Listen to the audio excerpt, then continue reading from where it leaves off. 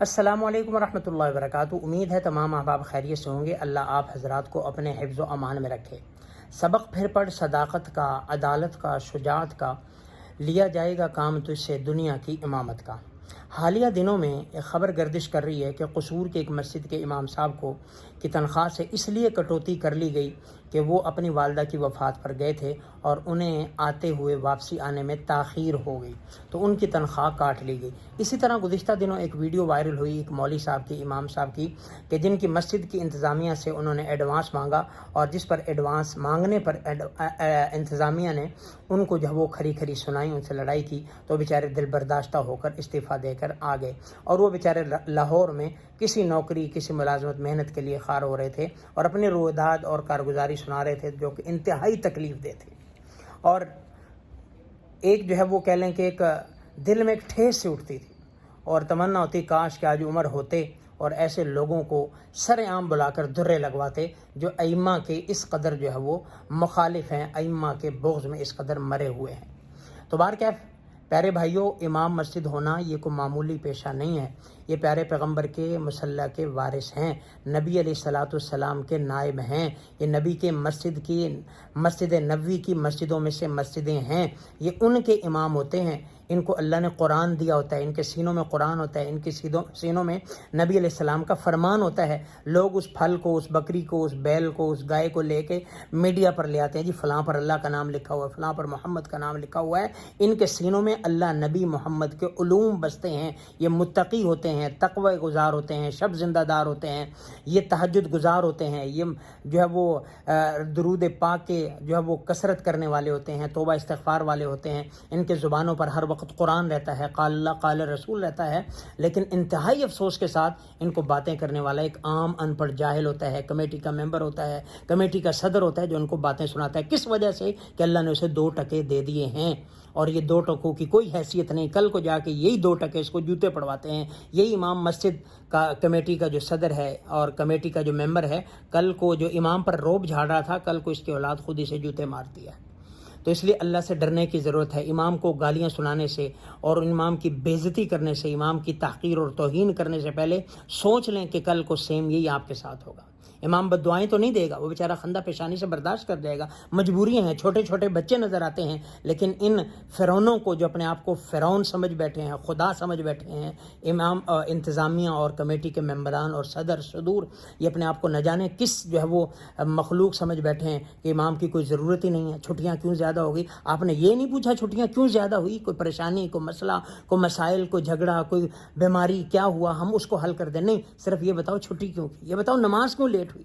اتنی تھینک لیس جاب بنا دی آپ نے کہ اس کا شکریہ ادا کرنے کے بجائے اس کے پاؤں دھو کے پیو کہ آپ کو جو 27 گنا نمازوں کا ثواب ملتا ہے وہ آپ کو اسی امامت کی وجہ سے ملتا ہے۔ آپ علیہ السلام نے ائمہ کے لیے دعا کی، اللہم ارشد الائمہ، یا اللہ ائمہ کی رہنمائی فرما۔ آپ علیہ السلام فرمایا جو تم میں سے بہترین ہے اس کو امام بناؤ۔ یہ جو مصلی پہ کھڑا ہے تم سب پیچھے والوں سے بہترین اس کی پوزیشن ہے، اور امام کا یہ مقام دیا کہ تم اس کے برابر نہیں کھڑے ہو سکتے، برابر کھڑے ہوگے تمہاری جماعت نہیں ہوگی، آگے بڑھنا تو دور کی بات ہے۔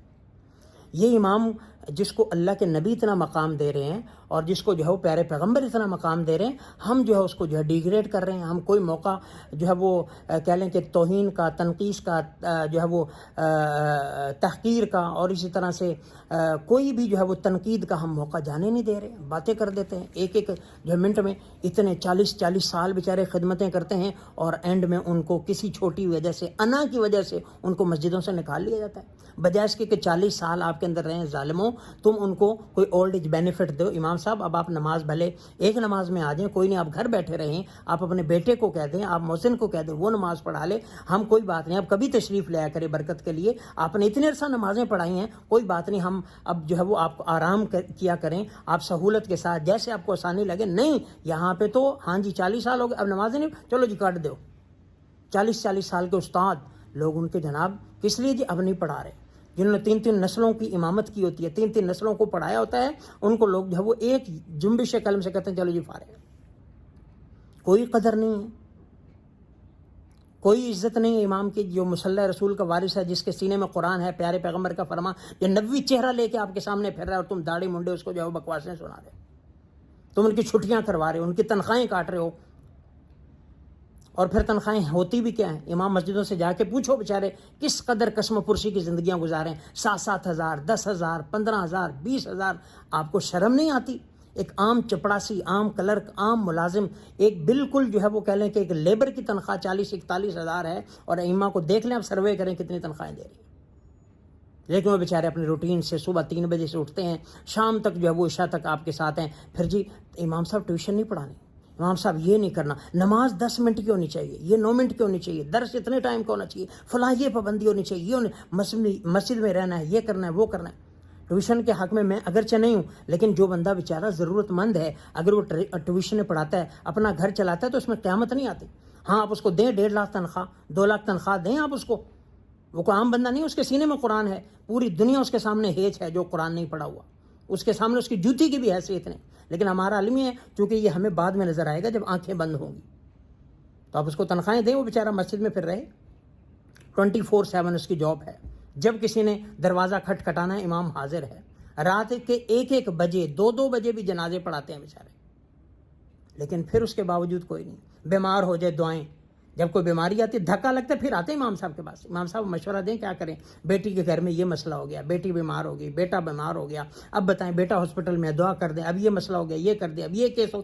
دھکا لگتا ہے امام سے دعائیں، جیسے ہی نکلتے ہیں پھر امام کے پیچھے جناب جو ہے وہ سازشیں شروع کر دیتے ہیں، منافقتیں شروع کر دیتے ہیں. اسی صف میں اسی کے پیچھے کھڑے ہو کے اللہ اکبر کہتے ہیں، اسی کی برائیاں نکالتے ہیں. امام صاحب بازار میں ہے، امام صاحب موبائل، امام صاحب کاروبار. اور بھائی کاروبار کرنا جرم ہے، آپ کو تو چاہیے کہ امام کو، اپنے امام کو بھیکاری بنانے کے بجائے اس کو کاروبار کروا کے دیں.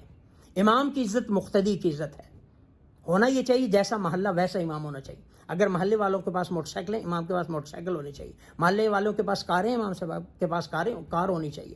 محلے والے کاروبار کرتے ہیں، امام صاحب کے پاس بھی کاروبار ہونا چاہیے، تاکہ جتنا وہ اچھا ہوگا، جتنا خود کفیل ہوگا، اتنا حق بیان کرے گا. جو وہ بیچارہ خود کفیل ہی نہیں ہے، لوگوں پہ ڈیپینڈ کر رہا ہے، اس نے حق کیا بیان کرنا ہے؟ وہ ہر ایک سے ڈرے گا کہ کوئی بڈھا بابا نہ اٹھ جائے، کوئی جاہل بندہ نہ اٹھ جائے، کوئی فلاں تنقید نہ کر دے، فلاں نہ تنقید کر دے. تو اس لیے اپنے ائمہ کو ملازم کمی نہ سمجھو، یہ یقین جانیں جس کے سینے میں قرآن ہے، پیارے پیغمبر کا فرمان ہے، وہ کائنات کی ہر چیز سے افضل ہے. ہاں غریب ہے نا، پیسہ ہی ہے، پیسہ کوئی بات نہیں، پیسہ کچھ بھی نہیں ہے. پیسہ ہی جوتے پڑواتا ہے، پیسہ ہی اولاد کے ہاتھوں والدین کو قتل کروا دیتا ہے. تو پیسہ کوئی چیز نہیں ہے، نہ قبر میں پیسہ لے جانا ہے. اصل عزت قرآن کی ہے، اور جو ہے وہ حدیث کی ہے، اللہ کی ہے اور اللہ کے رسول کی ہے. تو اس لیے خدا را اپنے ائمہ کی قدر کریں، ان کے ساتھ جو ہے ان کے جو ہے وہ پاؤں دھو کے پئیں، ان کے عزت احترام کریں، ان کے ساتھ جس قدر ہو سکے. اگر آپ کمیٹی کے صدر یا ممبر ہیں، ان کے ساتھ نرمی کا برتاؤ کریں، ان کے مشورے سے چلیں. اور کمیٹیوں میں پڑھے لکھے بندے ہوں، جن کو قرآن کا پتہ ہو، جن کو حدیث کا پتہ ہو، جو دیندار ہوں، جو نمازی ہوں، جن کو وقف کے مسائل کا پتہ ہو، ائمہ کے فضائل کا پتہ ہو، ایسے بندوں کو کمیٹیوں میں رکھیں جو مسجد میں آتے ہوں. ایسا نہیں ہے کہ کوئی داڑھی منڈا بس یہ ہے کیا جی چودھری صاحب ہے، ملک صاحب ہے، حاجی صاحب ہے، پیسے والا ہے، سیٹھ صاحب ہے، خواجہ صاحب ہے، دنیا دار ہے، اور یہ کمیٹی کا صدر ہے، اور اس کا جب جی چاہتا ہے امام پہ چڑھ دوڑتا ہے، جب جی چاہتا ہے مؤذن پر جب چڑھ دوڑتا ہے، جب جی چاہتا ہے جس کی عزت کو جو وہ پائمال کر دیتا ہے. ایسے جاہلوں کو کمیٹی میں نہیں رکھنا چاہیے، اور کمیٹی کا صدر امام ہونا چاہیے. کمیٹی والوں کا کام کیا ہے؟ مسجد کی انتظام کو دیکھنا، اور امام کو اس کی صدارت کرنی چاہیے. تو بہرکیف میری گزارش ہے تمام احباب سے کہ ائمہ کے ساتھ جو وہ حسن سلوک کریں. یہ ہمارے سروں کے تاج ہیں، ہمارے سروں کے تاج ہیں. اور بعض ہمارے دین کی سمجھ رکھنے والے جو بظاہر دیندار ہیں، وہ خود ائمہ کی ٹانگیں کھینچتے ہیں. ان سے بھی گزارش ہے کوشش کریں ائمہ کو جو ہے وہ عزت اور رسپیکٹ دیں. اگر انہیں عزت دیں گی، آپ کی گھر میں بھی عزت ہوگی، آپ کو اللہ بھی عزت دے گا. اگر ان کی عزت نہیں کریں گی، آپ گھر میں بھی رسوا ہوں گے، اللہ کے ہاں بھی رسوا ہوں گے. تو اس لیے ان ائمہ کی قدر کریں، ان کا عزت احترام کریں. اللہ رب العزت ہم سب کو عمل کی توفیق دے. والسلام.